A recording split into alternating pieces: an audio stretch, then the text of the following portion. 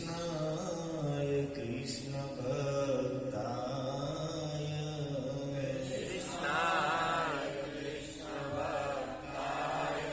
તદ્ભક્તાય નમો નમઃ.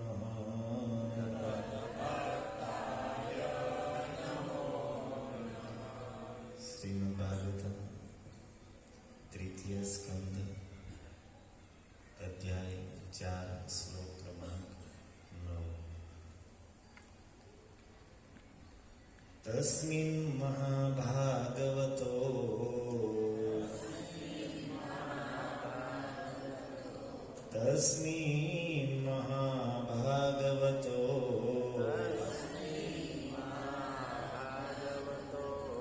દ્વૈપાયન સુહૃત્સખા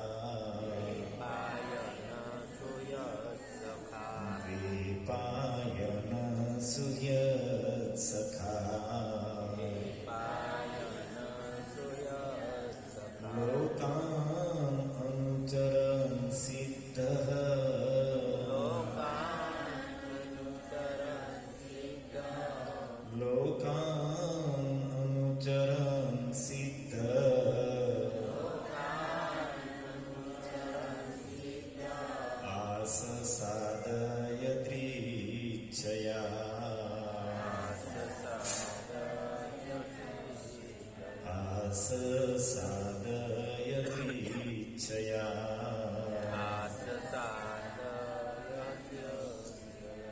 એક માતાજી હરે પ્રભુજી ગાય.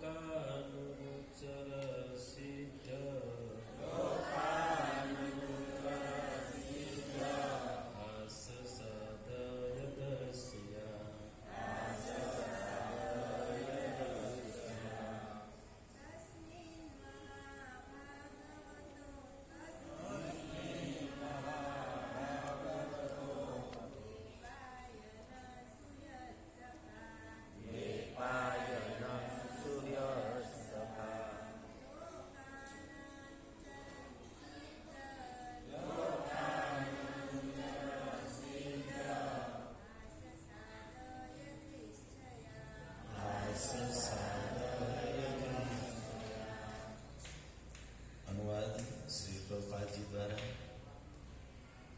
તે સમયે વિશ્વના ઘણા ભૂભાગ પર ભ્રમણ કરીને ભગવાનના પરમ ભક્ત મહર્ષિ કૃષ્ણ દ્વૈપાયન વ્યાસના સખા અને શુભેચ્છક મૈત્રેયજી તેમની પોતાની જ સંપૂર્ણ ઈચ્છાથી ત્યાં પધાર્યા. ઓમ જ્ઞાનતિમિરાંધસ્ય જ્ઞાનાંજનશલાકયા ચક્ષુરુન્મિલિतं યેન તસ્મૈ શ્રી ગુરવે નમઃ.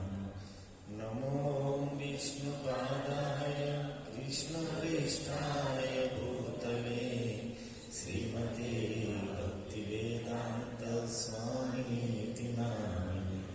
નમસ્તે સરસ્વતી દેવે ગૌરવાણી પ્રચારિણે નિર્વિશેષ શૂન્યવાદી પાશ્ચાત્ય દેશતારિણે. વાંછાકલ્પતરુભ્યશ્ચ કૃપા સિંધુભ્યૈવ ચ પતિતાનાં પાવનેભ્યો વૈષ્ણવેભ્યો નમો નમઃ. જય શ્રી કૃષ્ણ ચૈતન્ય પ્રભુ નિત્યાનંદ શ્રી અદ્વૈત ગદાધર શ્રીવાસાદિ ગૌર ભક્તવૃંદ. હરે કૃષ્ણ કૃષ્ણ કૃષ્ણ હરે હરે હરે રામ રામ રામ હરે હરે. કૃષ્ણ કૃષ્ણ કૃષ્ણ હરે હરે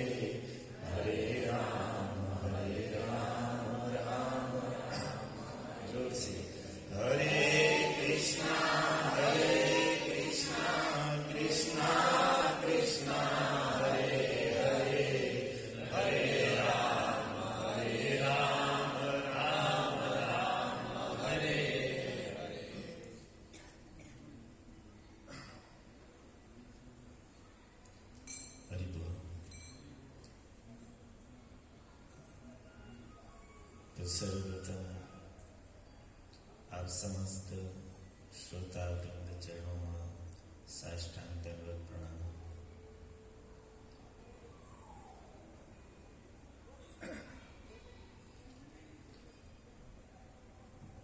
શ્રીલ પ્રભુપાદજીની પાવન કૃપાથી મહાપ્રભુની આ પવિત્ર ધારામાં શ્રીમદ ભાગવતનું ક્રમબદ્ધ શ્રવણનો અવસર આપણને પ્રાપ્ત થઈ રહ્યો છે.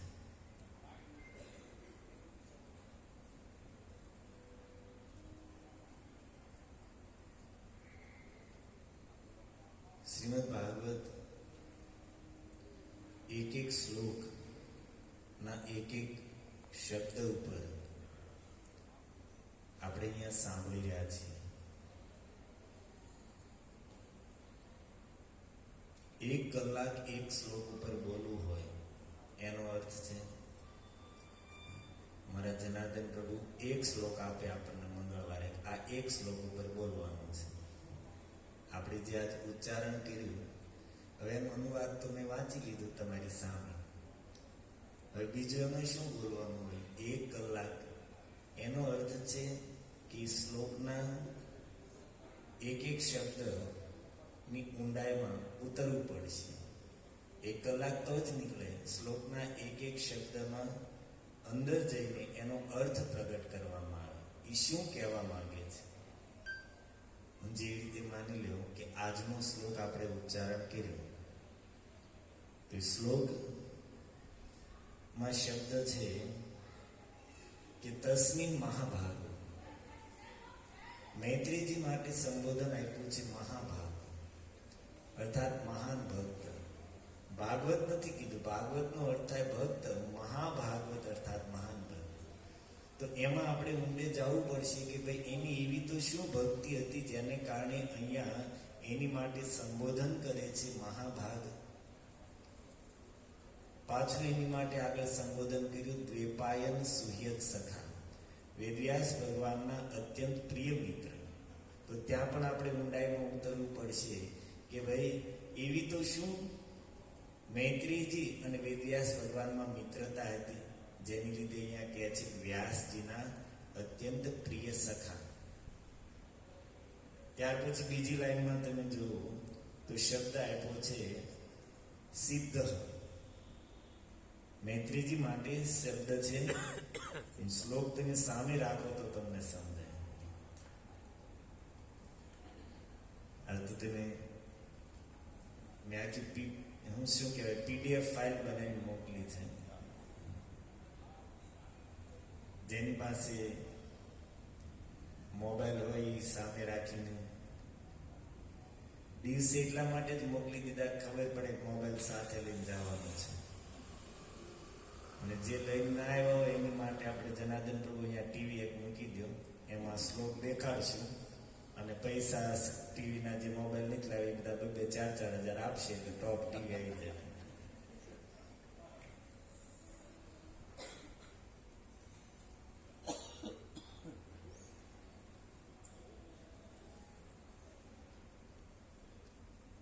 સિદ્ધ શબ્દ છે શ્લોકમાં.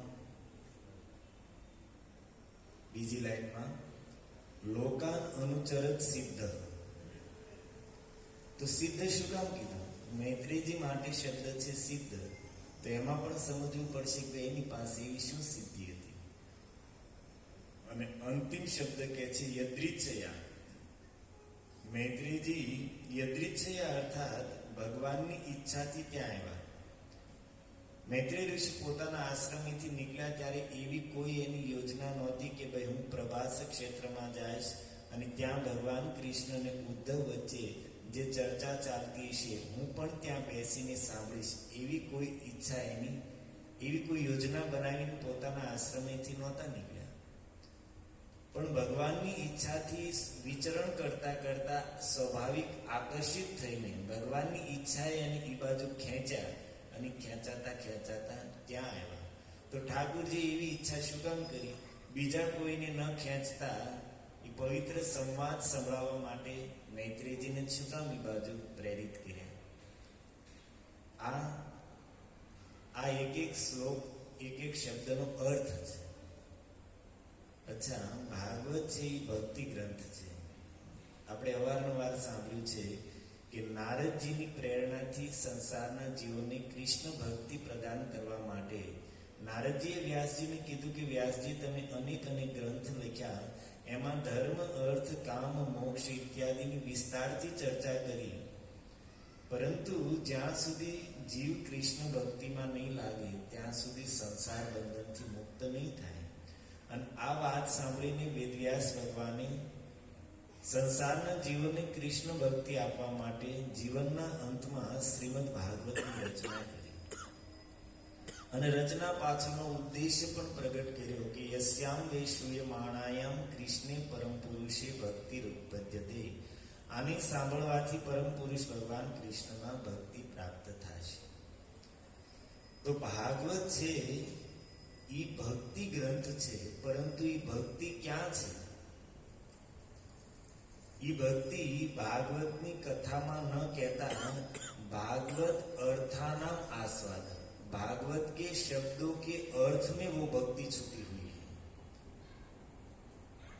एक होती है कथा, જે રીતે આપણે અહીંયા સાંભળીએ છીએ. આ પ્રસંગ લગભગ તમે વિદુરજી અને વિદુરજી અને ઉદ્ધવજીનો સંવાદ લગભગ વર્ષ ઉપરથી આ પ્રસંગ ચાલે છે. એક શ્લોક તમે સાંભળો છો.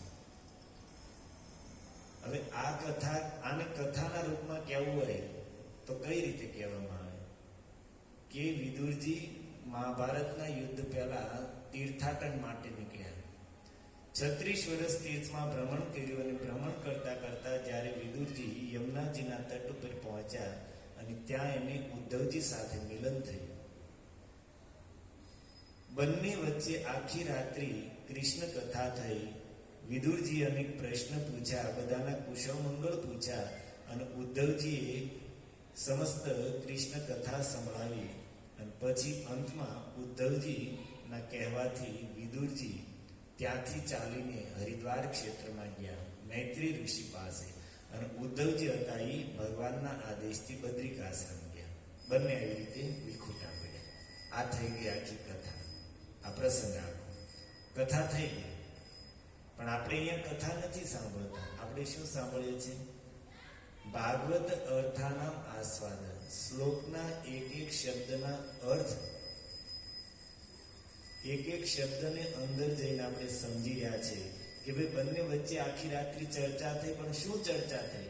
વિદુરજીએ શું શું પૂછ્યું અને ઉદ્ધવજીએ શું શું જવાબ આપ્યો. એક એક શ્લોક સાંભળી રહ્યા છે. શ્લોકમાં પણ એ શ્લોકના જે શબ્દ છે એમાં અંદર જઈને એના અર્થ પ્રગટ કરીને.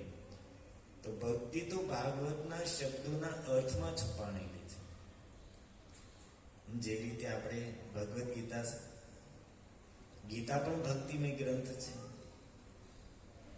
અને ગીતાનો પાઠ કરી કરીને ઘણા લોકો વર્ષો વયા ગયા, પરંતુ ભક્તિ તો પ્રાપ્ત થઈ નહીં. કારણ કે ભગવદ ગીતાનો પાઠ જ કર્યો. ભક્તિ છે ગીતાના શ્લોકની અંદર, શ્લોકના શબ્દોના અર્થમાં છે. અને એમાં તો ઉતર્યા જ નહીં. એ શ્લોક શું કહેવા માંગે છે એ તો સમજવાનો પ્રયાસ જ ન કર્યો. ખાલી પાઠ કરી ગયા. તો પાઠ કરવાથી એક સુકૃતિ મળશે, પાપ કપાશે, પુણ્ય મળશે, પરંતુ એની અંદર જે ભક્તિ છુપાણેલી છે એ તો નહીં મળે. તેવી રીતે ભાગવત ના શબ્દોના અર્થની અંદર ભક્તિ છુપાણેલી છે. અને એ અર્થ જ્યારે સમજવામાં આવશે, એક એક શબ્દની ગહેરાઈમાં ઉતરવામાં આવશે, ત્યારે એ અંદર છુપાણેલી ભક્તિ આપણને પ્રાપ્ત થશે. જે રીતે પદ્મપુરાણમાં જે પ્રસંગ છે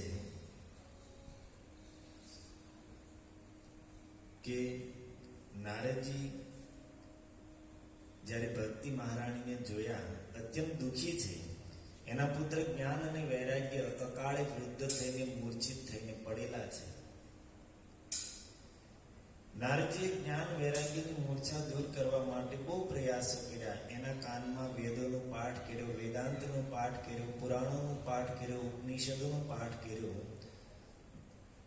સમસ્ત પોતાનું જ્ઞાન લગાવવા છતાં નારદજી જ્ઞાન અને વૈરાગ્યની મૂર્છા દૂર ન કરી શક્યા.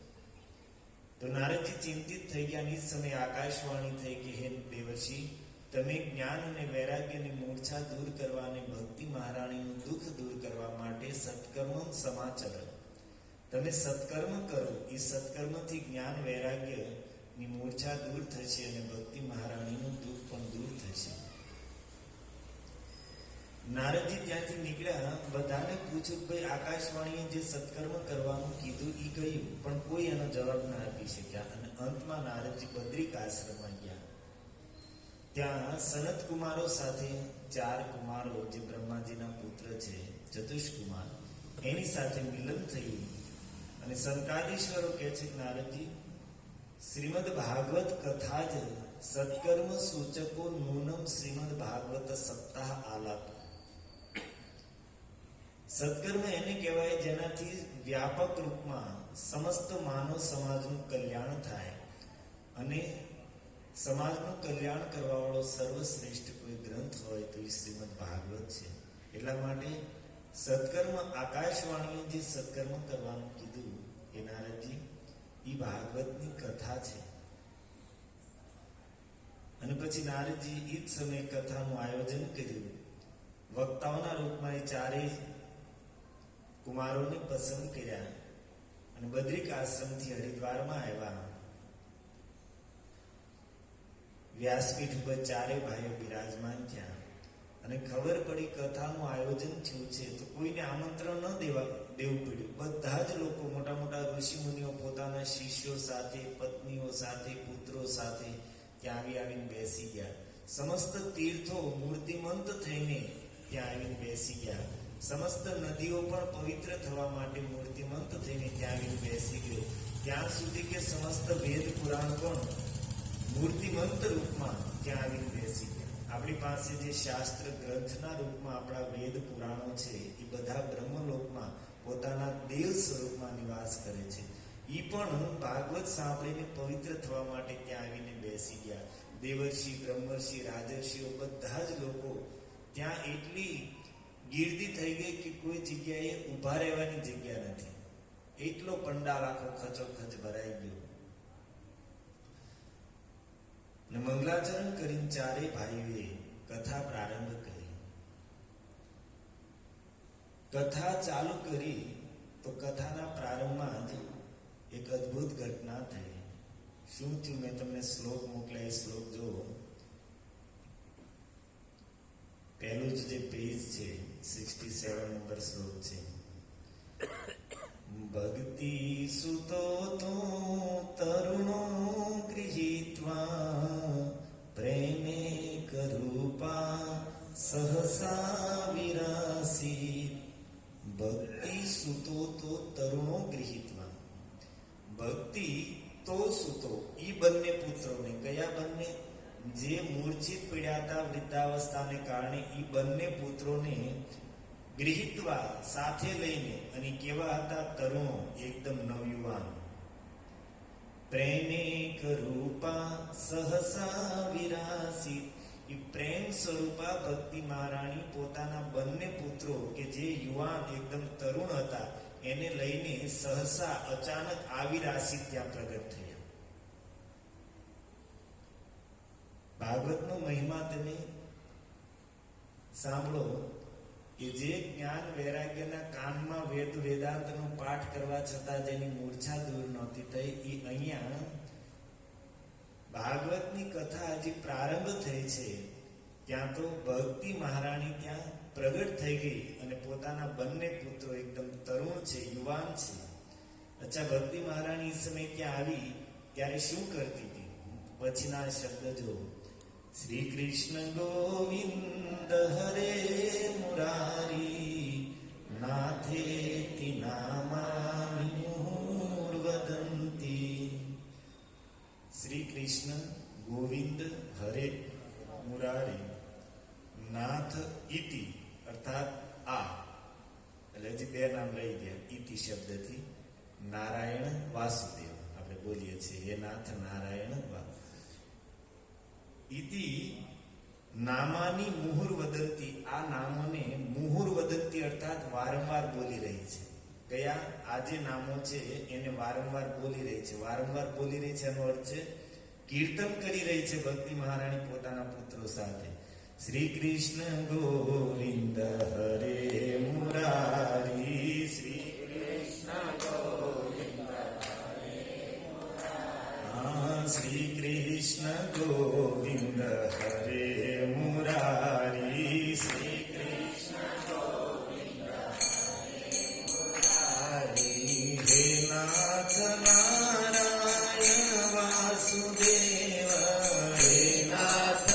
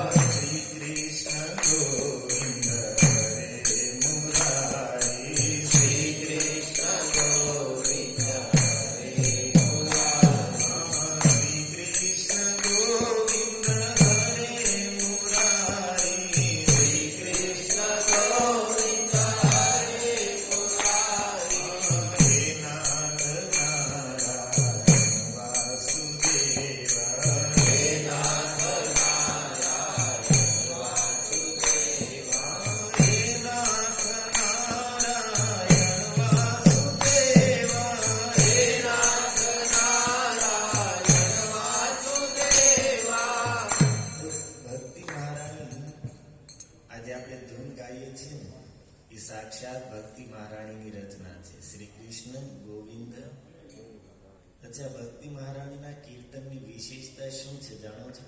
આમાં તમને પૂછવામાં આવે કે ભક્તિ મહારાણી આ શ્રી કૃષ્ણ ગોવિંદ હરે મુરારી, હે નાથ નારાયણ વાસુદેવ આ જે કીર્તન કરી રહ્યા છે એની વિશેષતા શું છે? તો અંદર ઉતરો થોડા. કળિયુગમાં કીર્તનનો મહિમા અપાર છે, આપણે જાણીએ છીએ. અને કીર્તન કરતા પણ મહિમા છે સંકીર્તનનો વિશેષ. આપણે જ્યાં શ્લોકોમાં વર્ણન હશે ત્યાં પ્રાય કીર્તન શબ્દ ઓછો હશે, સંકીર્તન જ વધારે હશે. અને સંકીર્તન અનેક પ્રકારે હોય. સંકીર્તનમાં ભગવાનની લીલાઓનું વર્ણન પણ હોય, ભગવાનની લીલાઓનું સંકીર્તન પણ થાય. જેવી રીતે નરસિંહજીએ હે જળ કમળ છાડી જાને બાળા, સ્વામી અમારો જાગશે જાગશે તને મારશે મને બાળ હત્યાના. તો જેમાં મહેતાજી આખી ભગવાનની કાલીય દમન લીલાનું પછી એક સમય હરિ બળદેવ સાથે રમતા તારે તાળી દઈને રે હાથે, હે કૃષ્ણ એ ખાધી રે માટી. તો ભગવાનની માટી મૃદુ ભક્ષણ લીલાનું આખું ભજનમાં. તો આ ભગવાનની લીલાનું કીર્તન છે. એવી જ રીતે ભગવાનના રૂપનું કીર્તન આવે કે જેમાં ઠાકોરજીના સુંદર રૂપનું વર્ણન હોય.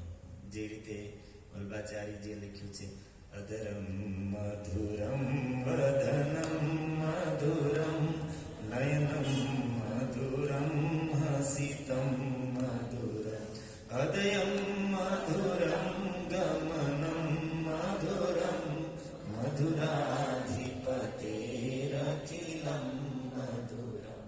તો આ ભગવાનના રૂપનું વર્ણન છે. પછી ઘણા કીર્તન એવા હોય જેમાં ગુરુની મહિમાનું વર્ણન હોય, ઘણામાં સંતોના લક્ષણો, સંતોની મહિમાનું વર્ણન હોય. તો આ કીર્તનના અલગ અલગ સ્વરૂપ છે. કોઈમાં ભગવાનના રૂપનું વર્ણન છે, કોઈમાં એની લીલાનું વર્ણન છે, કોઈમાં એના સ્વરૂપનું વર્ણન છે, કોઈમાં એના ભક્તોનું વર્ણન છે, કોઈમાં ગુરુનો મહિમા છે. પણ આ બધા જ કીર્તનોમાં સર્વશ્રેષ્ઠ સંકીર્તન કયું છે? તાર મધ્ય સર્વશ્રેષ્ઠ નામ સંકીર્તન. આ બધા સંકીર્તનમાં સર્વશ્રેષ્ઠ શું છે? તાર મધ્ય સર્વશ્રેષ્ઠ નામ સંકીર્તન. આ બધા જ સંકીર્તનમાં સર્વશ્રેષ્ઠ છે ભગવાનના નામનું સંકીર્તન. એટલા માટે જ્યાં જ્યાં સંકીર્તનનું વર્ણન ભાગવતમાં આવ્યું છે ત્યાં અચૂક શબ્દ વાપરવામાં આવ્યો છે નામ. જેવી રીતે શુક્રાચાર્યજી છઠ્ઠા સ્કંદમાં ભગવાનની સામે ઉભા રહીને વર્ણન કરે છે કે મંત્રતસ તંત્રતસ છિદ્રમ દેશ કાલહાર વસ્તુત સર્વમ કરોતિ નિશ્ચિદ્રમ નામ સંકીર્તનમ તવ. ઈ કહે છે શુક્રાચાર્યજી કે હે પ્રભુ, સંસારમાં જ્યાં જ્યાં પણ કોઈ અનુષ્ઠાનો કરવામાં આવે, કોઈ યજ્ઞ કરવામાં આવે, કોઈ મોટા પૂજનો કરવામાં આવે તો એમાં કંઈક ને કંઈક ત્રુટિ રહી જાય. મંત્રોના ઉચ્ચારણમાં ત્રુટિ રહી જાય, કોઈ વિધિમાં ત્રુટિ રહી જાય, સ્થાનમાં કોઈ ત્રુટિ રહી જાય, સમય ચૂકાઈ જાય, એ અનુષ્ઠાનની જે પૂજાની જે વસ્તુઓ છે એમાં કોઈ દોષ, કોઈ અપવિત્રતા રહી ગઈ હોય, કોઈના કોઈ રીતે કંઈક ને કંઈક ત્રુટિ, છિદ્ર અર્થાત ત્રુટિ, ખામી, દોષ રહી ગયો હોય તો એના નિવારણ માટે સર્વમ કરોતિ નિશ્ચિદ્રમ નામ સંકીર્તનમ તવ. આ બધી જ ત્રુટિઓને, બધા જ છિદ્રોને, દોષોને નષ્ટ કરી નાખે છે નામ સંકીર્તનમ તવ. ખાલી સંકીર્તન ન કીધું, તમારા નામનું સંકીર્તન. ભાગવતનો અંતિમ શ્લોક શું છે? નામ સંકીર્તનમ યસ્ય સર્વ પાપ પ્રણાશનમ. નામ સંકીર્તન ખાલી નકર એમ પણ કહી શકે કે યન નામ સંકીર્તન, યન સંકીર્તન માત્રેન, જેનું સંકીર્તન સર્વ પાપોને નષ્ટ કરી નાખે છે, એમ કહી શકે તોય શ્લોક થઈ જાય. પણ શું કીધું? નામ સંકીર્તન યસ્ય.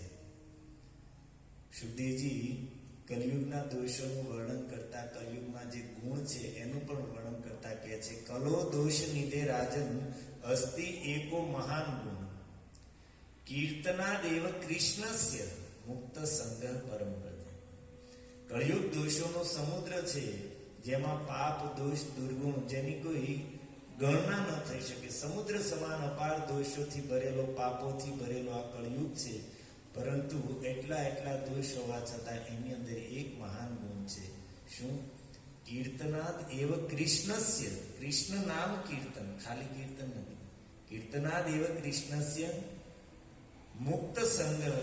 કૃષ્ણ નામ સંકીર્તનથી સમસ્ત કળિયુગના દોષોથી મુક્ત થઈ જશે. તો જ્યાં જ્યાં વર્ણન છે ત્યાં સંકીર્તનનો મહિમા છે, પરંતુ એમાં પણ સર્વશ્રેષ્ઠ છે નામ સંકીર્તન. અને એટલા માટે પ્રભુપાદજીએ પ્રાયઃ મહામંત્રના કીર્તન ઉપર જ ભાર મૂક્યો છે. પ્રભુપાદજી આચાર્ય છે અને આચાર્ય સ્વભાવથી દયાળુ હોય, એટલા માટે એવા ઉપદેશ આપે અથવા તો એવા સિદ્ધાંતોને સ્થાપિત કરે કે જેમાં ઓછા પરિશ્રમે જીવોનું મંગળ વધારે થાય, ઓછી મહેનતે, ઓછા સાધને જીવને લાભ વધારે મળે. અને એટલા માટે પ્રભુપાદજીએ ઇસ્કોનમાં ખાલી મહામંત્રના સંકીર્તન ઉપર જ વારંવાર જોર આપ્યું છે. જો મંદિરોમાં ગમે ત્યાં જાય છે, ઇસ્કોનના મંદિરોમાં, તો મહામંત્રનું કીર્તન અલગ અલગ ટ્યુનમાં, અલગ અલગ રાગમાં મહામંત્ર જ ગવાતો હોય છે. ઘણી વાર એમ થાય કે આ લોકોને બીજું કઈ આવડતું જ નહીં, બધું આવડે છે ભાઈ, બધું જ આવડે છે. પણ આમાં જે લાભ છે બીજામાં નથી. ભાગવત પ્રમાણ છે, શાસ્ત્ર પ્રમાણ છે કે સંકીર્તનમાં સર્વશ્રેષ્ઠ નામ સંકીર્તન છે. અને એટલા માટે અહીંયા તમે જોઈ લો, ભક્તિ મહારાણી પ્રગટ થયા છે ત્યાં પોતાના પુત્ર જ્ઞાન વૈરાગ્યને લઈને તો કીર્તન કરતા કરતા ત્યાં પ્રગટ થયા. પણ એના કીર્તનમાં એક એક શબ્દ જોઈ લો, શ્રી કૃષ્ણ. શ્રી અર્થાત રાધા. બરસાનામાં જે મુખ્ય મંદિર છે રાધા રાણીનું, એનું નામ જ છે શ્રીજી મંદિર. શ્રી કૃષ્ણ, રાધા કૃષ્ણ, કૃષ્ણ સર્વાકર્ષક. ગોવિંદ, ગોવિંદમ આદિ પુરુષમ. ગોવિંદ ભગવાનનું આદિ નામ છે, પરંતુ પ્રગટ લીલામાં જોવામાં આવે તો સુરભી માતાએ આપ્યું છે. દેવરાજ ઇન્દ્ર જ્યારે ગોવર્ધન લીલા પછી ભગવાન પાસે માફી માંગવા આવ્યા તો સુરભી માતાને લઈને આવે છે અને માતા સુરભી પોતાના દૂધથી ભગવાન કૃષ્ણનો અભિષેક કરે છે અને નામ આપે છે ગોવિંદ. ગોવિંદનો અર્થ થાય ગો અર્થાત ગાય અને વિંદનો અર્થ થાય ઇન્દ્ર, રાજા. કહે છે કે હે પ્રભુ, અમ ગાયોના રાજા રક્ષક તમે જ છો, એટલા માટે ગોવિંદ નામ આપ્યું. હરે પછી શબ્દ શું છે? હરે અર્થાત મહામંત્રમાં 8 વખત હરે શબ્દ આવ્યો. હરે શબ્દ છે એક તો હરે શબ્દનો અર્થ થાય હરિ, ભગવાનનું પ્રસિદ્ધ નામ છે. અને હરે શબ્દનો એક અર્થ થાય રાધા. રાધા રાણીનું નામ છે હરા. પોતાના રૂપથી, ગુણથી, સ્વભાવથી, સૌંદર્યથી, મહિમાથી હરિના મનને પણ જે ખેંચી લે છે, એટલા માટે રાધા રાણીનું નામ છે હરા. અને જ હરાને સંબોધનમાં વિભક્તિ અનુસાર સંસ્કૃતમાં હરે ઉચ્ચારણ કરવામાં આવે. તો હરે શબ્દનો મુખ્ય અર્થ છે રાધા રાણી અને એક અર્થ હરિ પણ કરી શકાય. શ્રી કૃષ્ણ ગોવિંદ હરે મુરારી. મૂર નામના દૈત્યને ભગવાને માર્યો.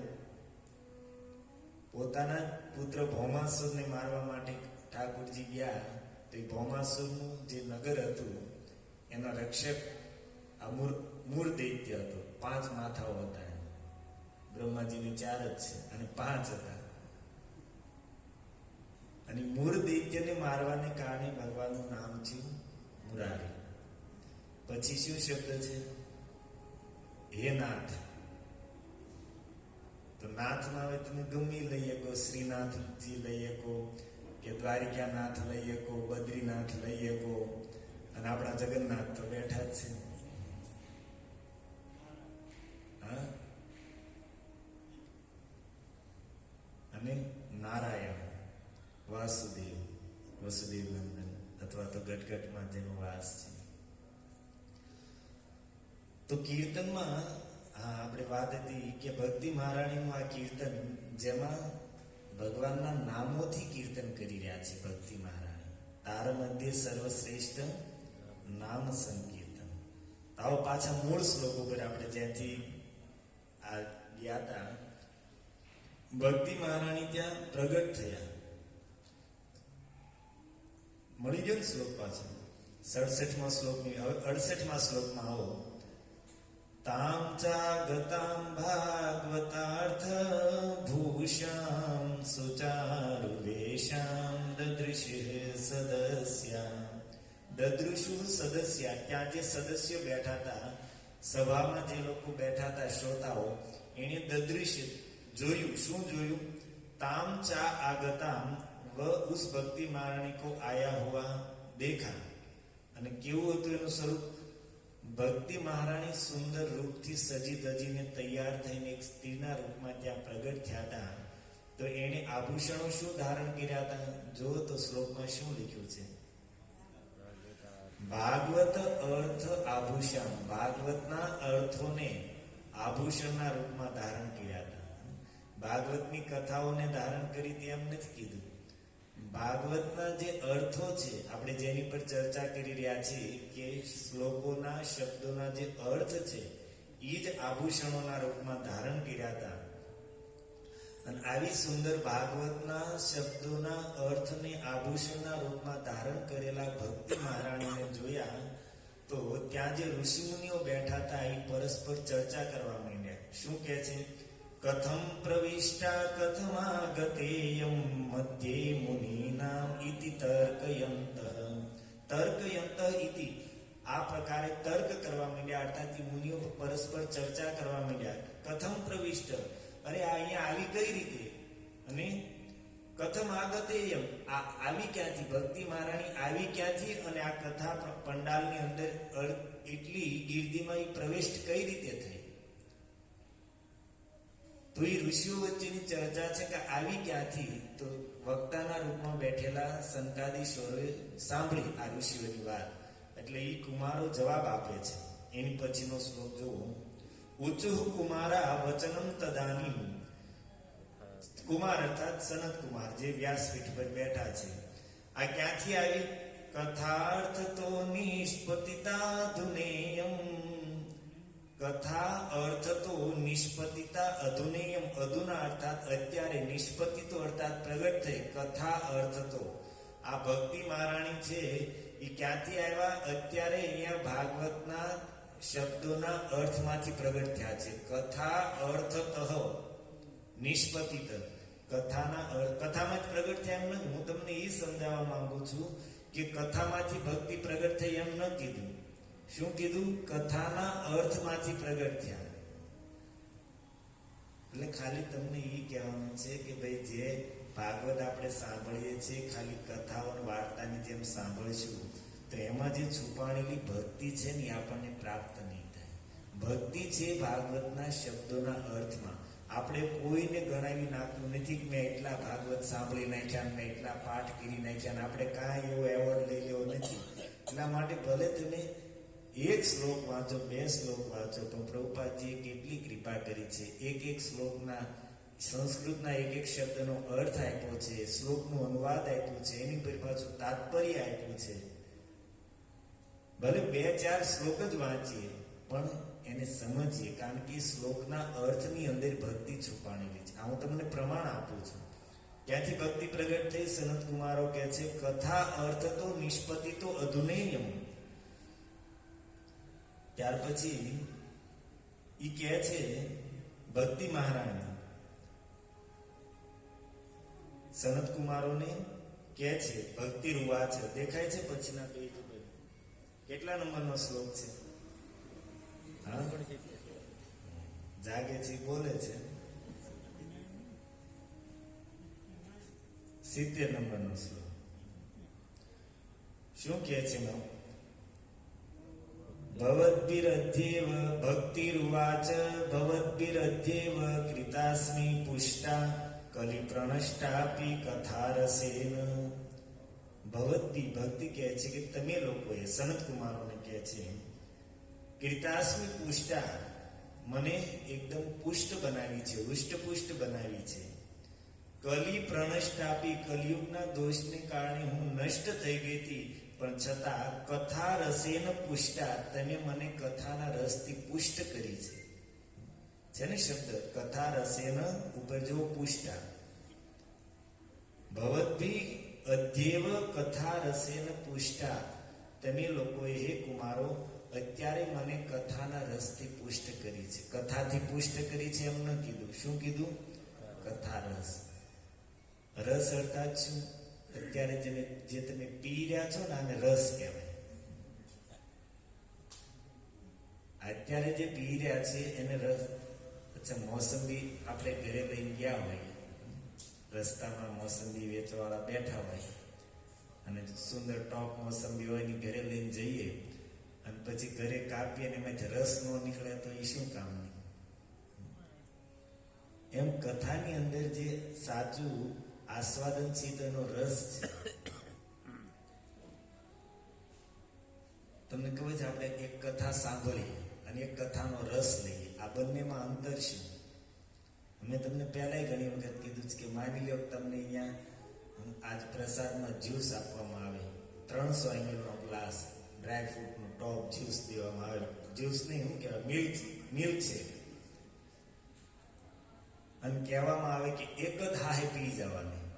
શું? એક જ શ્વાસે પી જાવ તો શું થાય? એમાં સ્વાદ આવે તમને? સ્વાદ તો ન આવે પણ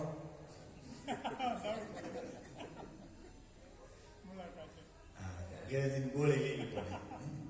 એટલે ભાઈ એટલું ભારે એટલું સુંદર જ્યુસ છે તો વાંધો શું આવ્યો? વાંધો એ આવ્યો કે આપણે પી ગયા, ગટગટ આવી ગયા, એનો સ્વાદ ન લીધો. પણ એ જ આપણે વાતો કરતા કરતા પ્રેમથી નિરાતે એક ઘૂંટડે 10-15 મિનિટે પીએ તો એ કેવો સ્વાદી આવે. સ્વાદી આવે અને શરીરમાં એનું બળ મળે અને આરામથી પચી જાય. બસ એટલું અંતર છે. આપણે કથા સાંભળીએ અને કથાનો રસ લઈએ ને એમાં એટલું અંતર છે. જ્યાં સત્તા હોય ત્યાં આપણે કથા સાંભળીએ છીએ અને અહીંયા મંગળવારે તમે કથાનો રસ લ્યો છો.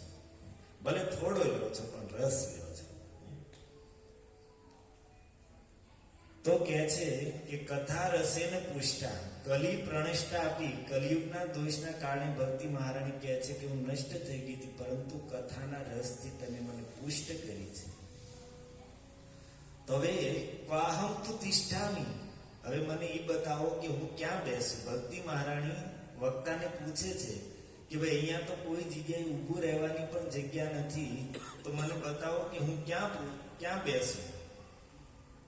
તો એની પછીના શ્લોકમાં 71 નંબરના શ્લોકમાં બહુ સુંદર સંકાદીશ્વરો કહે છે ભક્તિ મહારાણી કે હે દેવી, ભક્તેષુ ગોવિંદ સ્વરૂપ કરત્રી પ્રેમેક ધરત્રી ભવરોગહંત્રી.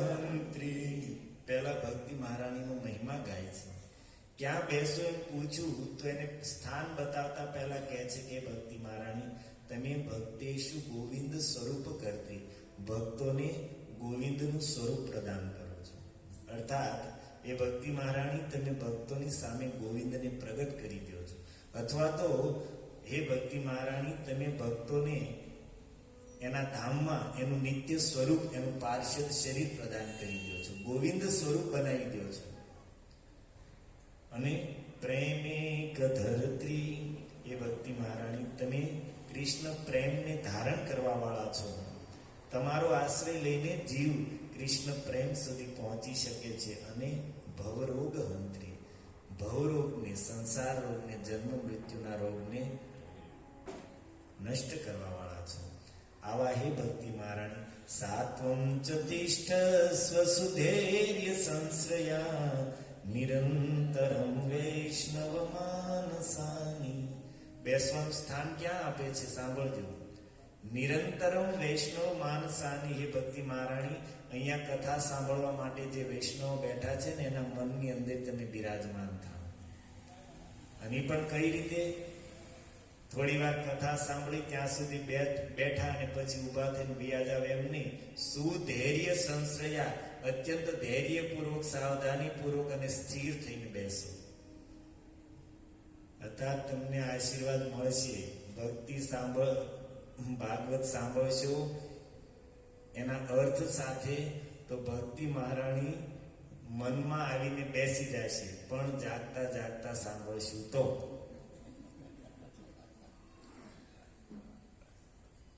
નિરંતરમ વૈષ્ણવ માનસાની, જે કથા સાંભળવા બેઠા છે વૈષ્ણવના મનની અંદર એ ભક્તિ મહારાણી તમે નિરંતર બિરાજમાન થાઓ. અચ્છા, ભક્તિ મહારાણી આવશે તો એમથી લાભ શું થાય છે? માનો તમે પ્રશ્ન કરો, પ્રભુજી ક્યારના તમે કહો છો ભાગવતના અર્થોના શબ્દોમાં ભક્તિ મહારાણી છે અને સાંભળશું કથા તો મનમાં આવીને બેસશે, તો ભક્તિ મહારાણી આવશે તો એનો લાભ શું? એનાથી શું ફાયદો? તો પછી 72 ની 73 નંબરનો શ્લોક જુઓ. ભક્તિ આવશે તો લાભ શું થશે? સકલ ભુવન મધ્યે નિર્ધનાસ્તે ધન્યા નિવસતિ હદિયેશાં શ્રી હરિ ભક્તિ રેકા હરિરપી નિજ લોક સર્વથાતો વિહાય પ્રવિશતિ હદિ તેષાં ભક્તિ સૂત્રોપનત. સકલ ભુવન મધ્યે નિર્ધનાસ્તેપી ધન્યા. ત્રિભુવનની અંદર નિર્ધન હોવા છતાં એ ધન્ય છે. નિર્ધન અર્થાત જેની પાસે ધન નથી, સંપત્તિ નથી, કોઈ સુખ સુવિધા નથી, આવો વ્યક્તિ હોવા છતાં પણ સકલ ભુવન મધ્યે નિર્ધનાસ્તેપી ધન્યા. નિર્ધન હોવા છતાં પણ એ ધન્ય છે, ભાગ્યશાળી છે. કોણ? નિવસતિ હદિયેશાં શ્રી હરિ ભક્તિ રેકા. જેના હૃદયમાં માત્ર હરિભક્તિ નિવાસ કરે છે. અરે ભાઈ, હૃદયમાં હરિભક્તિ નિવાસ કરે છે તો થઈ ગયું શું? આગળના લાઈનમાં એનો જવાબ આપે છે. હરિરપી નિજ લોક સર્વથાતો વિહાય પ્રવિશતિ હદિ તેષાં ભક્તિ સૂત્રોપનત. ભક્તિ સૂત્ર, ભક્તિના ધાગેથી બંધાઈને ભગવાન શ્રી હરિ પોતાનું લોક ગોલોક વૈકુંઠને છોડીને પ્રવિશતિ હદિ તેષાં હૃદયમાં આવીને વસશે કે જ્યાં ભક્તિ મહારાણી બિરાજમાન છે. ભક્તિ મહારાણીનું એટલું સામર્થ્ય છે કે ઠાકુરજી એનો લોક છોડીને એ ભક્તના હૃદયમાં આવીને બેસી જાય. ભલે એ ભક્ત પાસે કાંઈ નથી, નિર્ધન છે, પણ છતાં ત્રિભુવનમાં સૌથી શ્રેષ્ઠ ભાગ્યશાળી છે, કારણ કે ભક્તિ સૂત્રોપનદ્ધ, ભક્તિના ધાગાથી ખેંચાઈને ભગવાન એના હૃદયમાં આવીને બંધાઈ જાય છે. તો આવી રીતે ભક્તિ મહારાણી બધા જ શ્રોતાઓના મનમાં આવીને બેસી ગયા. મઢુલીએ જેટલા શ્રોતાઓ બેઠા હતા બધાના મનમાં આવીને બેસી ગયા. બધાની ઊંઘ બધું ઉડી ગયું, પ્રસાદ બધું ભૂલાઈ ગયું. અચ્છા, એક તો ભાગવતની કથાનો રસ વરસી રહ્યો છે. ભાગવતના એક એક શબ્દોનું આસ્વાદન સંકાદીશ્વરો કરાવી રહ્યા છે. સાક્ષાત ભક્તિ મહારાણી પ્રગટ થઈને શ્રોતાઓના મનની અંદર બિરાજમાન થયા છે.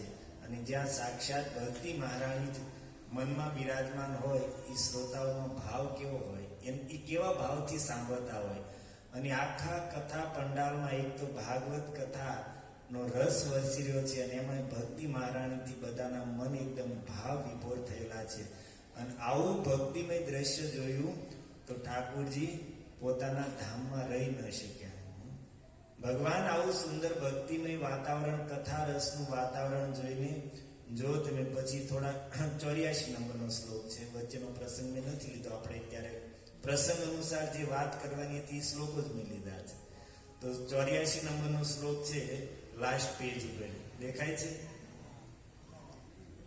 મધ્યે બીજી લાઈન, મધ્યે સભાયામ હરિરાવિરાસી. એ સભાની મધ્યમાં અર્થાત ભાગવતી કથા પંડાલની મધ્યમાં હરિરાવિરાસિત સાક્ષાત ભગવાન હરિ ત્યાં પ્રગટ થઈ ગયા. એ સુંદર ભક્તિમય વાતાવરણ જોઈને સાક્ષાત ભગવાન ત્યાં પ્રગટ થઈ ગયા. અને ભગવાનનો સ્વભાવ છે કે કોઈ જગ્યાએ એકલા જતા નથી. ભગવાનને એના ભક્તો વગર સુખ આનંદ મળતું નથી. એટલા માટે ભગવાન પ્રગટ થયા તો એની સાથે કોણ કોણ છે?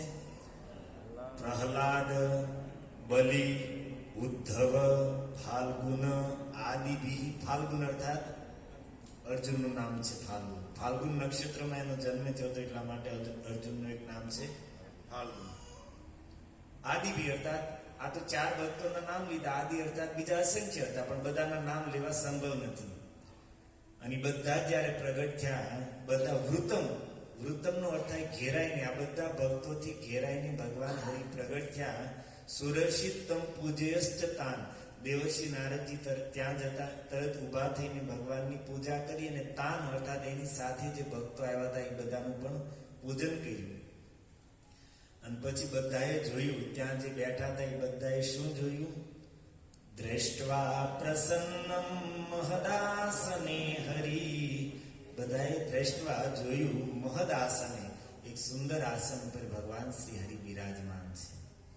હવે ભગવાન સામે બેઠા છે, અને ભગવાન એક તો પ્રસન્ન છે, પણ એને જોઈને અને ભક્તો પ્રસન્ન થઈને અને ભગવાનને ઓર પ્રસન્ન કરવા માટે શું કરે છે? બીજી લાઈન જો, તે ચક્રિરે કીર્તનમ અગ્રતસ્તદા તે ચક્રિરે કીર્તનમ. અને બધા જ ભક્તોએ ભગવાનની અગ્રત સામે કીર્તન પ્રારંભ કર્યા. ભગવાન પ્રસન્ન છે, પણ ઓર પ્રસન્ન કરવા માટે કીર્તન પ્રારંભ કર્યા. અને કીર્તનનો જે આવો માહોલ જામ્યો હોય, વૈષ્ણવો કીર્તન કરતા હોય, કોઈ ધંધાદારીઓ નહીં, કોઈ શિખાવ નહીં, કોઈ ધંધાદારીઓ નહીં. જ્યાં સાક્ષાત મહાન પ્રહલાદજી, ઉદ્ધવજી જેવા ભક્તો કીર્તન કરતા હોય, ભગવાન બિરાજમાન હોય, તો પછી આ જગતમાં ભગવાનના કીર્તનના મહાદેવજી જેવા કોઈ પ્રેમી છે? સંપૂર્ણ વિશ્વમાં કીર્તનના પ્રેમીમાં અગ્ર સ્થાન આવે તો ભગવાન શંકરનું. અને આવો માહોલ જ્યાં કીર્તનનો જામ્યો હોય, તો એ પછી કૈલાસમાં કઈ રીતે રહી શકે? એ કીર્તનના શબ્દો છે કૈલાસ સુધી પહોંચ્યા, અને મહાદેવજી રહી ન શક્યા. પાર્વતીજી કહે છે ચાલ્યા ડમરૂ ત્રિશુલ લઈને. પાર્વતી કહે છે પ્રભુ ક્યાં જાઓ છો? અરે ભાઈ જાઓ છો, તારે આવું હોય તો ચાલ. ક્યાં? કીર્તનમાં. તો કે ચાલો. ભવો ભવાન્યા કમલાસનસ્તુ તત્રાગમત કીર્તન દર્શનાય. ભવો ભવાન્યા, શિવજી પાર્વતીજી સાથે, અને કમલાસનસ્તુ, શિવજી પાર્વતીજીને જતા જોઈને બ્રહ્માજી નો રહી શક્યા, તો એ પણ સાથે શું કામ આવ્યા? તત્ર આગમત કીર્તન દર્શનાય. કીર્તનના દર્શન કરવા માટે ત્યાં આવી ગયા. અચ્છા, ત્યાં કીર્તન ચાલતા હતા તો કઈ રીતે ચાલતા હતા? કીર્તન કઈ રીતે ચાલતા હતા? જો કેટલો સુંદર શ્લોક છે. કીર્તનમાં કોણ કોણ શું વગાડતું હતું અને કોણ ગાતું હતું અને કોણ નાચતું હતું, બધું જ વર્ણન છે. પ્રહલાદ સ્થાલધારી તરલ ગતિ તયા, તરલ ગતિ તયા અર્થાત પ્રહલાદજી અત્યંત સ્ફૂર્તિલા છે અને સ્ફૂર્તિલા હોવાને કારણે કરતાલ વગાડી રહ્યા છે, મંજીરા વગાડી રહ્યા છે. ઉદ્ધવ કાંસ્યધારી, ઉદ્ધવજી ઝાંઝ વગાડી રહ્યા છે. પછી વીણાધારી સુરર્ષિ દેવ, નારદજીએ પોતાની વીણા હાથમાં ઉઠાવી લીધી અને સ્વર કુશલતયા રાગ કરતા અર્જુનો ભૂત. અર્જુન છે રાગ આલાપ અર્થાત ગાન કરી રહ્યા હતા. સ્વર કુશલ, અર્જુનસિંહ ગાવામાં બહુ કુશળ છે. તમને ખબર છે અર્જુન અજ્ઞાતવાસમાં પ્રિયનલ્લા બનીને શું કરતા હતા? ઉત્તરાને ગાન અને સંગીત શીખવાડતા હતા. તો અર્જુનસિંહ સ્વર કુશલતયાનો રાગ બહુ મધુર છે. દેવરાજ ઇન્દ્ર શું કરતા હતા? જનાર્દન પ્રભુનું કામ ઇન્દ્ર કરતા હતા. ત્યાં ઇન્દ્રો વ્રાદિ મૃદંગ, દેવરાજ ઇન્દ્ર મૃદંગ વગાડે છે. જય જય શુકરા કીર્તના તે કુમારા, સનત કુમારો. હવે એને એવું છે કે વ્યાસપીઠ ઉપર બેઠા છે એટલે વ્યાસપીઠની એક મર્યાદા છે, ત્યાંથી ઊભા તો થવાય નહીં. તો ત્યાં બેઠા બેઠા જ કીર્તનની વચ્ચે વચ્ચે જય હો જય હો જય હો જય જયકાર કરી રહ્યા છે. અને આ કીર્તન ચાલી રહ્યું છે. આ બધા કીર્તન કરી રહ્યા છે અને આ બધાની આગળ સાંભળો જો શ્લોક. યત્રાગ્રે ભાવ વક્તા સરસ રચનયા વ્યાસ પુત્રો બભૂવો. યત્ર અગ્રે બધાની આગળ વ્યાસ પુત્રો શ્રી સુખદેવજી સરસ રચનયા સરસ રચના પૂર્વક નાચી રહ્યા છે. અર્થાત રચના પૂર્વક મીન્સ માની લ્યો કીર્તનમાં નામ આવે ગીરધારી તો સુખદેવજી ગોવર્ધન ધારણ કરેલી એક્શનમાં ઉભા રહી જાય. કીર્તનમાં નામ આવે મુરલી વાદન તો વાંસુરી હાથમાં ધારણ કરી હોય ઈ કાલીય દમન તો ઈ ભંગીમાં ઉભા રહી જાય. તો કીર્તનમાં જે શબ્દો છે ભગવાનની લીલા ઈ પ્રમાણે ભંગી દેખાડતા દેખાડતા ભાવમય નૃત્ય કરી રહ્યા છે. પણ સુખદેવજી માટે એક સંબોધન આ શ્લોકમાં બહુ સુંદર આપે છે. ભાવ વક્તા. સુખદેવજી કેવા વક્તા છે? ખાલી વક્તા નથી, ભાવ વક્તા છે. એના હૃદયમાં કૃષ્ણ ભક્તિનો ભાવ ભરેલો છે અને ભાવ ભક્તિથી પ્રગટ થયેલા હૃદયના શબ્દો જ એના મુખથી કથાના રૂપમાં પ્રગટ થયા છે.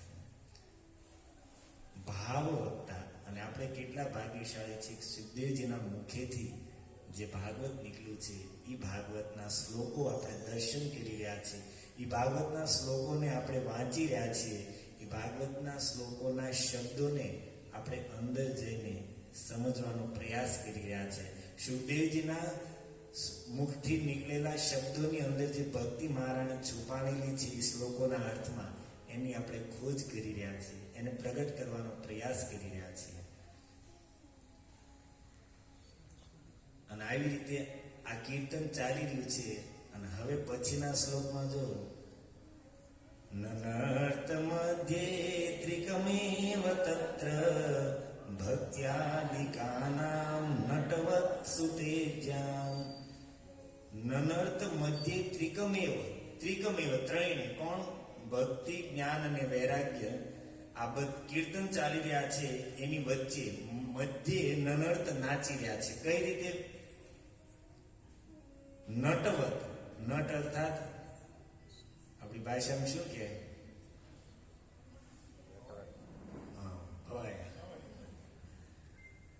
ભક્તિ મહારાણી અને પોતાના પુત્ર જ્ઞાન વૈરાગ્ય સાથે આ કીર્તનની વચ્ચે નાચી રહ્યા છે. ભક્તિ મહારાણીનું સ્વરૂપ જ છે કીર્તનમાં નાચવું. ઘણાને એમ થાય કે આ બધા ભક્તો કીર્તન કરતા બેઠા બેઠા તાળી પાડીને કીર્તન થાય. આ ઉભા થઈને આ સીધા ઠેકડા મારવા મીંડ્યા, નાચવા મીંડ્યા. પણ એ ભક્તિનું સ્વરૂપ છે. ભગવાનને ગમે છે કીર્તનમાં કોઈ નૃત્ય કરે તો ઠાકોરજી ખૂબ પ્રસન્ન થાય છે. એટલા માટે ભક્તિ મહારાણી કીર્તનની વચ્ચે નાચી રહ્યા છે. તો તો ભક્તિ નાચે એ તો ભક્તિ મહારાણીનો સ્વભાવ છે કીર્તનમાં નાચવું, પણ મુખ્ય વાત છે જ્ઞાન અને વૈરાગ્ય નાચી રહ્યા છે. અત્યારે જે જ્ઞાનીઓ છે એ વૈરાગીઓ છે એ સમજે છે કે આ નાચવું ગાવું આ બધું ભાવુક લોકોનું કાર્ય છે, પણ અહીંયા સાક્ષાત જ્ઞાન અને વૈરાગ્ય મૂર્તિમંત થઈને કીર્તનમાં નાચી રહ્યા છે. અલૌકિકમ કીર્તનમ એતદ ઈક્ષ્ય, આવા અલૌકિક કીર્તનને જોઈને હરિ પ્રસન્નો અપી, ભગવાન પ્રસન્ન થઈ જાય. વચો અબ્રવીત, અને ભગવાન શબ્દ બોલે છે, વચન કહે છે. શું કહે છે? મત્તો વરમ ભાવ ઋણાદ ઋણદ્વમ પ્રીતઃ કથા કીર્તન તો અસ્મિ સાંપ્રતમ. એ કહે છે કે હે કુમારો, હું તમારા કથા અને કીર્તનથી અત્યંત પ્રસન્ન છું. વરમ ભાવ વૃતાદ ઋણદ્વમ, મારી પાસે જે ઈચ્છા હોય વરદાન માંગી લો. આપણને કીધું હોય તો ઠાકોરજી પેલા શરત મૂકે કે ભાઈ આને છોડીને જે તારે માગવું એ માગી લે. આપણી સામે પેલા શરત મૂકે તો પૈસા છોડીને જે માગવું એ માગ, કારણ કે પૈસા આપીશ તો તું જીરવી નહીં. એટલું ભજન કરે છો ને એ પછી નહીં કરે. એટલે શિવજીની કથા મેં તમને કીધી હતી ને, એનો ભક્ત મહાદેવજી તો અંતર્યામી, ખબર પડી ગઈ કે આમાં બેઠું ઈર્ષ્યાળો બહુ છે, એટલે વરદાન માંગવાનું કીધું તો એ કહે છે કે તને જે મળશે ને એથી ડબલ તાર બાજુ વાળા મળશે. ઓલા બચારે નાખી વરદાનની મજા જ બગડી ગઈ, વરદાન શ્રાપ થઈ ગયું. પરંતુ ભગવાન અહીંયા કહે છે હે કુમારો, હું તમારા કીર્તનથી કથાથી ખૂબ પ્રસન્ન છું, જે જોઈએ માંગી લો. અને ત્યારે અદ્ભુત માંગે છે. અંતિમ શ્લોક જો, નગાહ ગાથા શુચ સર્વ ભક્તે રેભિસ્ત્વયા ભાવ્યમિતિ પ્રયત્ના.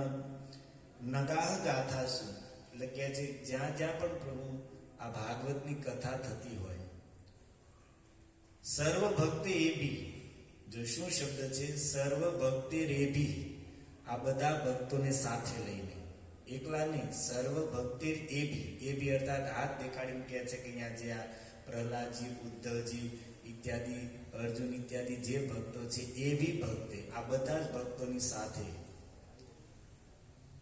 ત્વયા તમારે ભાવ્યમ ઇતિ હાજર રહેવાનું, પ્રયત્નપૂર્વક હાજર રહેવાનું. પણ કઈ રીતે? એમ નહીં કે મારે સમય હોય તો આવું, મારે લેટ થઈ ગયું, મારે કામ હતું નહીં. પ્રયત્નપૂર્વક 1000 કામ હોય તો છોડીને જ્યાં જ્યાં પણ ભાગવતની કથા થતી હોય ત્યાં તમારે આ બધા ભક્તોની સાથે હાજર રહેવાનું. આવું મનોરથોયમ પરિપૂરણીય, હે પ્રભુ અમારા મનમાં મનોરથ છે અને તમે પ્રસન્ન હો તો પરિપૂરણીય, આને પૂર્ણ કરો. તો ભગવાન શું કહે છે? અંતિમ લાઈન જો, તથા ઇતિ ચ ઉક્ત્વા અંતર્ધીયત અચ્યુત. તથા ઇતિ અર્થાત તથાસ્તુ, ઉક્ત્વા કહીને, અંતર્ધીયતે અંતર્ધ્યાન થઈ ગયા, અચ્યુત ભગવાન કૃષ્ણ. જ્યારે શંકાદીશ્વરે આવો મનોરથ ભગવાનની સામે મૂક્યો કે જ્યાં જ્યાં પણ કથા થતી હોય ત્યાં આ બધા ભક્તો સાથે તમારે પ્રયત્નપૂર્વક હાજર રહેવાનું, અર્થાત અચૂક હાજર રહેવાનું, આવી અમારી ઈચ્છા છે. તો ભગવાન પ્રસન્ન થઈને તથા ઇતિ ચ ઉક્ત્વા અંતર્ધીયત અચ્યુત, તથાસ્તુ કહીને ભગવાન અંતર્ધ્યાન થઈ. અચ્છા, તો આપણે તો આ તમને સમજાવવામાં જ આખો કલાક તો આપણી વહી ગઈ કે ભાઈ ભક્તિ મહારાણી ક્યાં છે. મેં તમને એ સમજાવવા માટે આખો પ્રસંગ કીધો શ્લોક સાથે કે કથામાં ભક્તિ મહારાણી છે એવું નથી કીધું. કથાના રસમાં, કથા અર્થ તો કથાના શબ્દોના, ભાગવતના શબ્દોના અર્થમાં ભક્તિ મહારાણી છુપાણેલા છે. અને અર્થમાં આપણે ઊંડા ઉતરશું, એક એક શબ્દના અર્થને આપણે સાંભળશું, સમજશું, ત્યારે અંદર જે છુપાણેલા ભક્તિ મહારાણી છે પ્રગટ થાય છે. જે રીતે મહેંદી હોય એને તમે જેટલી ઘસો એટલો કલર આવે, એમાં ભાગવતના શબ્દ એવા છે જેટલા એને અંદર ઉતરશું એટલી જ અંદર છુપાણેલી ભક્તિ મહારાણી આપણે પ્રગટ કરી શકશું. તો અહીંયા આપણે લોકો ભાગ્યશાળી છીએ કે આપણને આવી રીતે ભાગવતના એક એક શ્લોકથી સાંભળવા મળે છે.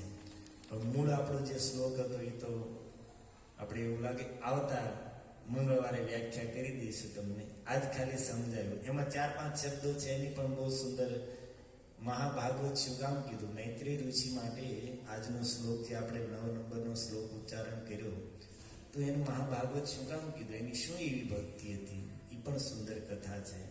વ્યાસજીના સખા શું કામ કીધું એ પણ એની અને વ્યાસજીની આ જન્મની નહીં પહેલાના અનેક જન્મની મિત્રતા છે. એ આખી કથા છે કે મૈત્રીજી પહેલા એક કીડો હતા અને વેદવ્યાસજીની કૃપાથી કીડામાંથી મહર્ષિ મૈત્રી બની ગયા. એટલા માટે વ્યાસજીના સખા કીધું છે. સિદ્ધ તો આ બધા શ્લોકો સુંદર શબ્દો છે. તો આપણે હવે અત્યારે તો નહીં થાય પણ આવતા મંગળવારે આપણે પ્રયાસ કરશું કે એને સાંભળશું. હરે કૃષ્ણ કૃષ્ણ કૃષ્ણ હરે હરે હરે રામ તો કદાચ સંસ્કૃત તમને વધારે પીડ્યું હોય ને અઘરું પીડ્યું હોય તો ક્ષમા કરજો. હરે કૃષ્ણ. શીલ પ્રભુપાદ કી